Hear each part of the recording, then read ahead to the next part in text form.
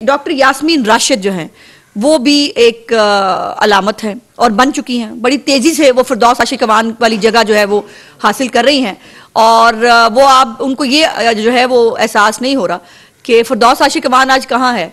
बदतमीजी, बदतहजीबी, गाली देना, ये तमाम चीज़ें करने के बाद भी फिरदौस आशिक अवान का फ्यूचर जो है वो आपके सामने है। आपने देख लिया कि वो आज कहीं नहीं है, लेकिन यास्मीन राशिद साहबा को शायद लग रहा है कि अब वो फिरदौस आशिक अवान को रिप्लेस करेंगी या वो शहबाज गिल बनना चाह रही हैं खवातीन की, और उसका इजहार जो है वो वक्तन फवक्तन कर रही हैं। वो बहुत अरसे से जो है वो बदतहजीबी और जो बदकलामी है उसकी तमाम तर आखिरी हदों को छू रही हैं।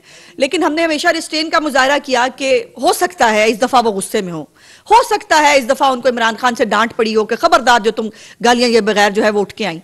लेकिन अब देखा जा रहा है कि मोहतरमा का जो एक स्टाइल है गुफ्तगू करने का, उसके अंदर वो बदतमीजी और बदलिहाजी का जो है वो अंसर बहुत गालिब होता है।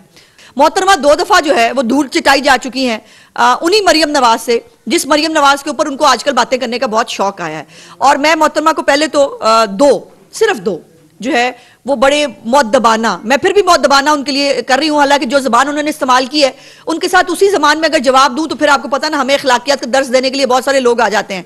हमें अखलाकियात का दर्स देने के लिए जो लोग आते हैं उनको मालूम हो रहा है कि हम जवाब देने के लिए जो है हम तब भी अपनी अपनी एक जो रिस्ट्रेन है उसका मुजाहरा कर रहे हैं। उनके लिए मेरी 2 गुजारिशात हैं। पहली तो यह है कि अपना कद देखें और अपने कद के मुताबिक गुफ्तगू किया करें। उन्होंने कल जो गुफ्तगू फरमाई उसके अंदर उन्होंने कहा आए ना मरियम नवाज मेरे साथ आके बैठे बात करें। बीबी आप हैं कौन? आप काउंसलर नहीं हो सकती, आपकी ये औकात है।